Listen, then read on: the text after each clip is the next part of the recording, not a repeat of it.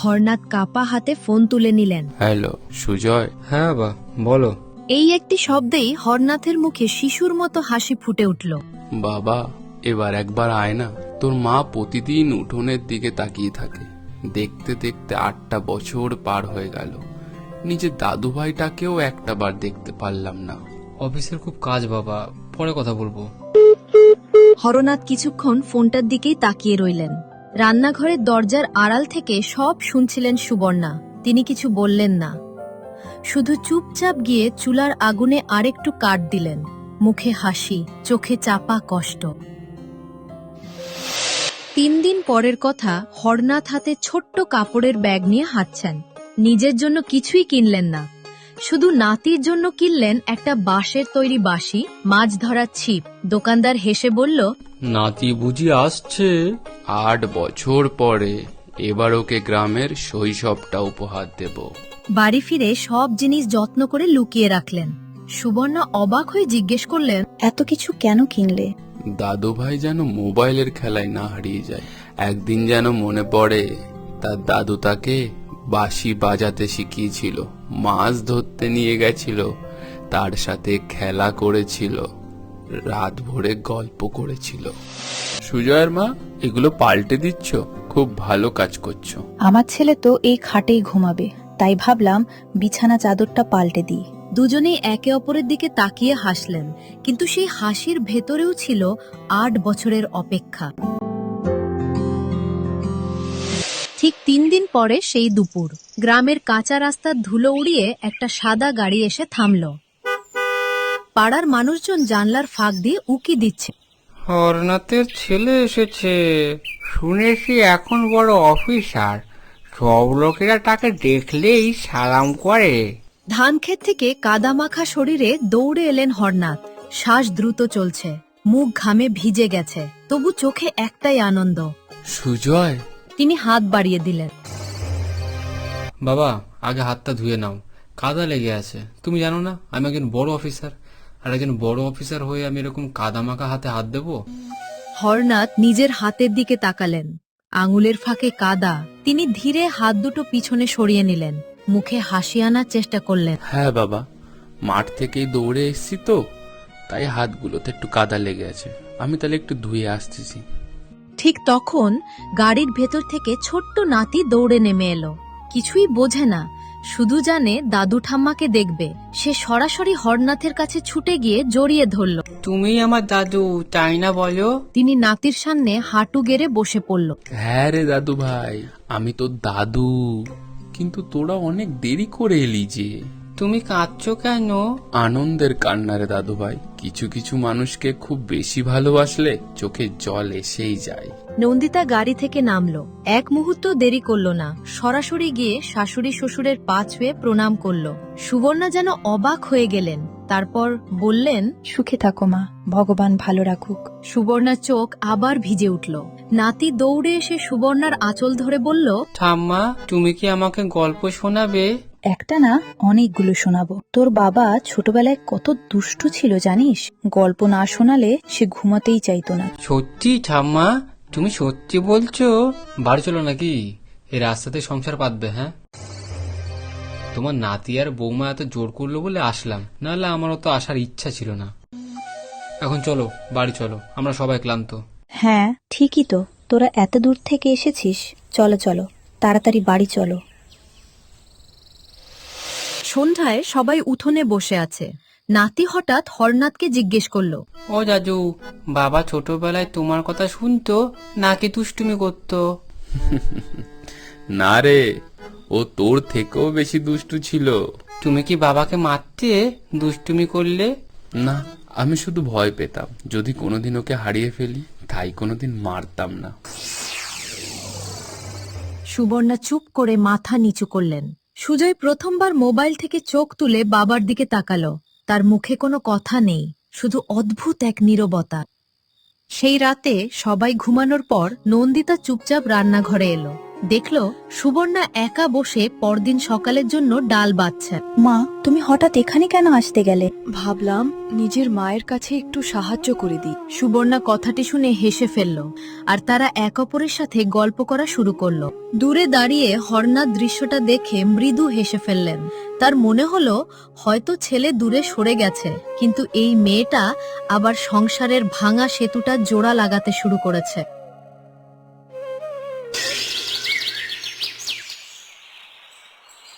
পরদিন ভোর, রাজু জানলা দিয়ে বাইরে তাকিয়ে অবাক হয়ে গেল। ও জাজু, এত সকালে কোথায় যাচ্ছ? মাঠে যাবো রে দাদু ভাই। আমিও যাব। সুজয় কিছু বলতে যাচ্ছিল, তার আগেই নন্দিতা হেসে বলল, যেতে দাও না, ছেলেটা শহরে এগুলো কোথায় দেখবে? দেখ, এই ধান থেকেই ভাত হয়। কিন্তু জাজু, আমরা তো সুপার মার্কেট থেকে কিনে আনি। সুপার মার্কেট শুধু বিক্রি করে, এই মাটি জন্ম দেয়। খানিক পর তারা হাঁটতে হাঁটতে পুকুর পাড়ে গিয়ে পৌঁছালো। পুকুর পাড়ে গিয়ে হরনাথ সেই লুকিয়ে রাখা ছোট্ট মাছ ধরার ছিপটা রাজুর হাতে তুলে দিলেন। এটা তোর জন্য, দাদুর প্রথম উপহার। সত্যি? আমার? রাজু আনন্দে লাফিয়ে পড়ল। চলো দাদু ভাই, আমরা এখন মাছ ধরি। কটা মাছ ধরে চটপট বাড়ি যাই। তোমার ঠাকুমা তোমাকে অনেক গল্প শোনাবে তারপর। বিকেলে আম গাছের নিচে সুবর্ণা গল্প বলছেন। রাজু হাঁ করে শুনছে। ঠাম্মা, বাবা কি ছোটবেলায় এত দুষ্টু ছিল? তোর বাবা একদিনই আম গাছে উঠেছিল, নামতেই চাইছিল না। শেষে আমি কাঁধে করে নামিয়েছিলাম। রাজু হেসে গড়িয়ে পড়ল। হি হি হি হি, বলছো কি ঠাম্মা? বাবা এত ভীতু ছিল? হি হি হি হি হি হি। দেখতে দেখতে বিকাল গড়িয়ে সন্ধ্যা হয়ে গেল। সন্ধ্যায় রাজু দৌড়ে বাবার কাছে এলো। ও বাবা, আজ আমি দাদুর কাছেই ঘুমাবো। না, একদম না, কাল তোমার অনলাইন ক্লাস আছে, আজকে আমাদের সাথেই ঘুমাবে, দাদুর সাথে ঘুমানোর দরকার নেই। কোনো অসুবিধা নেই রে, দাদুরা অপেক্ষা করতে শিখে গেছে। পরদিন সকাল, হরনাথ বাজার থেকে গ্রামের বিখ্যাত সন্দেশ কিনে ফিরলেন। হাঁটতে হাঁটতে নিজের মনেই বলছিলেন, এগুলো খেয়ে আমার দাদু ভাইয়ের খুব ভালো লাগবে। দাদু ভাই, ও দাদু ভাই। এগুলো কি জাজু? এগুলো হলো আমাদের পাড়ার সব থেকে সুস্বাদু সন্দেশ। এগুলো সব আমার জন্য? আমি তাহলে এক্ষুনি খাবো। সে একটা সন্দেশ হাতে নিতে যাবে, ঠিক তখন সুজয় হাত তুলে থামিয়ে দিল। না, এগুলোকে খাওয়াবে না, স্বাস্থ্য নষ্ট হবে। এখানে কত জীবাণু থাকে জানো? সত্যি বাবা, তুমি পারো বটে, নিজেরা তো নিজেদের শরীরের কোনো খেয়াল রাখবে না, উল্টে আবার আমার ছেলে শরীর নষ্ট করতে বসেছে। ঠিক আছে বাবা, তুই যেমন ভালো বুঝিস। তিনি আস্তে করে বাক্সটা সরিয়ে রাখলেন। রাজু অবাক হয়ে বাবার দিকে তাকালো, তারপর দাদুর দিকে। সে বুঝতে পারল না একটা সন্দেশ খেতে চাওয়াটা কেন ভুল হয়ে গেল। হরনাথ কত আনন্দ করে মিষ্টি এনেছিল।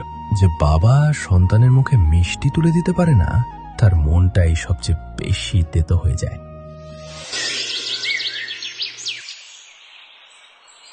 পরদিন সকাল, সুবর্ণা আলমারি খুলে খুব যত্ন করে ভাঁজ করা একটা নতুন শাড়ি বের করলেন। শাড়িটার ভাঁজ এখনো খোলা হয়নি। মা, তোর জন্য কিনে রেখেছিলাম। এগুলো কলকাতায় কেউ পড়ে না মা, রেখে দাও। তাছাড়া আমার মতন একজন বড় অফিসারের বউ এত কম দামি শাড়ি পরবে, এটা কি মানায় বলো? হ্যাঁ বাবা, তুই তো ঠিক কথাই বলেছিস। শাড়িটা যদিও একটু সস্তা। মুখে হাসি, কিন্তু চোখে জমে উঠল জল। তিনি ঘুরে ঘর থেকে বেরিয়ে গেলেন। তোমার কি এটা বলা দরকার ছিল? শাড়িটা মা কত ভালোবেসে দিচ্ছিল। ভালোবাসার জিনিসের কোন দাম হয় না। অবশ্যই দাম হয়। আমার মতন একজন বড় অফিসারের বউকে কোনো জিনিস দিতে গেলে সেই জিনিসের দাম হতে হয়। কথাটি শুনে নন্দিতাও মুখ বেঁকিয়ে সেখান থেকে চলে গেল। দুপুরে সবাই বিশ্রাম নিচ্ছে। নন্দিতা চুপচাপ ঘরে ঢুকলো, আলমারি খুলে সেই শাড়িটা বের করলো, আয়নার সামনে দাঁড়িয়ে পড়তে লাগলো। তারপর রান্নাঘরে গিয়ে বলল, মা, আজ আমি তোমার সাথে রান্না করব।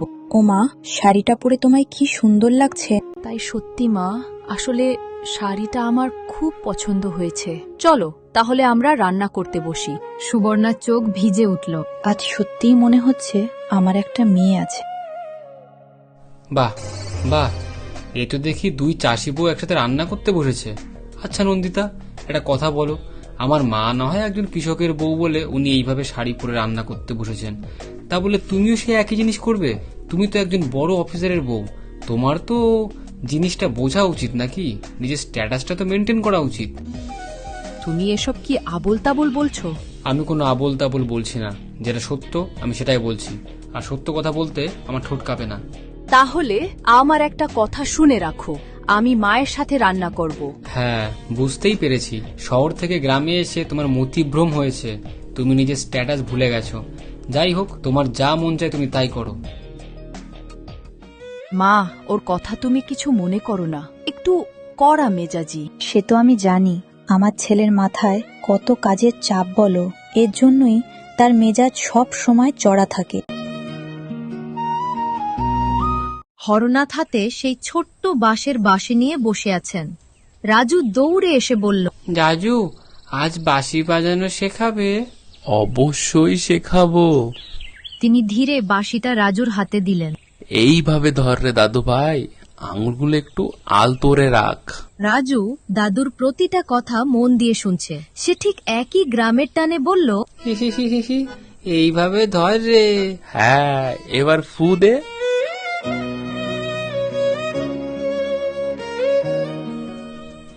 রাজু, আমি পেরেছি। ঠিক তখন সুজয় ঘর থেকে বেরিয়ে এলো। বাবা, ওর সাথে এভাবে কথা বলো না, ওর উচ্চারণ বদলে যাবে, স্কুলে সমস্যা হবে, সবাই ওকে গাইয়া বলবে। কিন্তু ড্যাডি, দাদু তো সুন্দর কথাই বলছে। তোমায় আমি যা বলছি তাই করো, বড়দের মুখে তর্ক করতে নেই। ঠিক আছে বাবা, আমি আর শেখাচ্ছি না। সুজয় ঘরের ভেতরে চলে গেল। রাজু চুপ করে দাঁড়িয়ে রইল। তারপর আস্তে করে জিজ্ঞেস করল, দাদু, তোমার ভাষা কি খারাপ? না রে দাদু ভাই, প্রতিটা ভাষাই খুব সুন্দর। এই ভাষাতেই তোর বাবা প্রথম মা বলেছিল। দূরে দাঁড়িয়ে নন্দিতা সব শুনছিল। তার বুকটা মোচড় দিয়ে উঠল। আজ সবাই একসাথে খাবো। আজ অনেক দিন পরে আমার সংসারটা আবার ভরে গেছে। দেখ বাবা, আজ কত কিছু রান্না করেছি, মাংস, আম ডাল, ভোলা মাছ, ইলিশ মাছ, আরো কত কিছু। হ্যাঁ, দুটো বিরিয়ানি, একটা গ্রিল চিকেন আর একটা ফ্রাইড রাইস পাঠিয়ে দেবেন। হ্যাঁ, চিনতে পারছেন তো, ওই সুজয় অফিসারের বাড়িতে। ওকে ওকে ওকে, ফাইন। খাবার তো তৈরি। না মা, আসলে আমার ছেলেটা এই সমস্ত জিনিস খেতে অভ্যস্ত না, ও এগুলো খাবে না। হরনাথ একবার স্ত্রীর দিকে তাকালেন। দেখলেন তিনি জোর করে হাসি ধরে রেখেছেন, কিন্তু হাত দুটো কাঁপছে। But daddy, I want to eat this food. No, you don't need to my son. খানিক পর ডেলিভারি বয় আসলে সুজয় খাবারটি নিয়ে ঘরে চলে যায়, কিন্তু নন্দিতা সেখানেই বসে মা বাবার সাথে খাবার খাওয়া শুরু করল। সেই রাতে অনলাইন খাবারের খালি প্যাকেটগুলো এক কোণে পড়ে আছে। সুবর্ণা চুপচাপ হাড়ির ভাত একটা থালায় তুলে গোয়াল ঘরের দিকে গেলেন। আজ তোরা খা, মানুষের রুচি বদলে গেছে। ঠিক তখনই নন্দিতা তার সামনে এসে দাঁড়ালো। মা, কাল দুপুরে আমি শুধু আপনার রান্নাই খাবো। সে খেও মা, আমি তোমার জন্য আরো অনেক ভালো ভালো জিনিস রান্না করব, কিন্তু এই ভাত তোর খাওয়া যাবে না, এগুলো তো খারাপ হয়ে গেছে।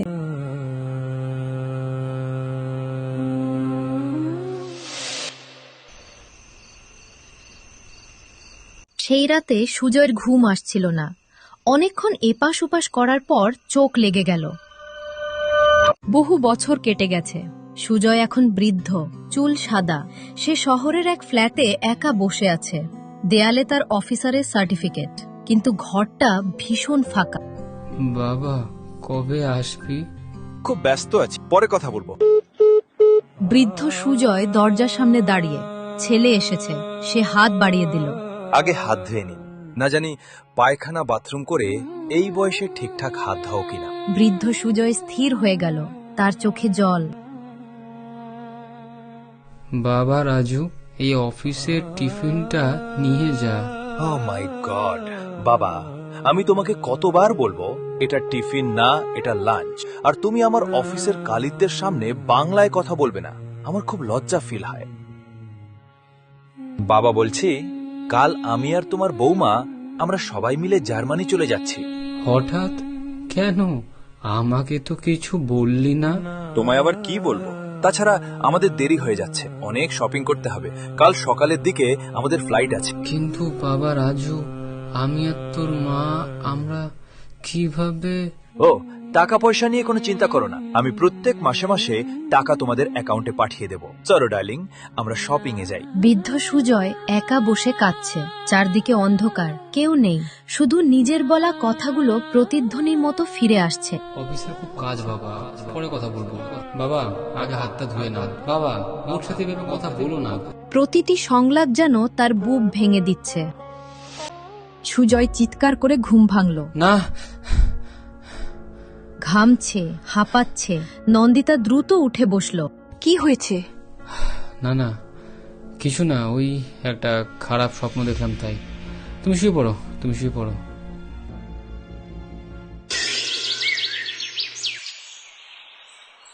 ভোর। হরনাথ উঠোনে বসে লাঙল ঠিক করছেন। সুজয় ধীরে এসে বাবার সামনে হাঁটু গেড়ে বসল। কি হয়েছে বাবা? ক্ষমা করে দাও বাবা, আমি অফিসার হতে গিয়ে মানুষ হওয়াটাই ভুলে গিয়েছিলাম। ভুল করে ফিরে আসাটাই সব থেকে বড় কথা। এতদিন যে কান্না সুবর্ণা লুকিয়ে রেখেছিলেন, আজ আর পারলেন না। আমি তোকে দোষ দিইনি বাবা, শুধু ভয় পেতাম যে বেশি কিছু বললে তুই তো চিরকালের মতো না আমাদের ছেড়ে চলে যাস। সুজয় মায়ের কোলে মুখ লুকিয়ে শিশুর মতো কাঁদতে লাগলো। রাজু কিছু বুঝতে না পেরে সবাইকে জড়িয়ে ধরল। তোমরা সবাই কাঁদছো কেন? ওরে দাদু ভাই, কখনো কখনো খুশিতেও মানুষ কাঁদে।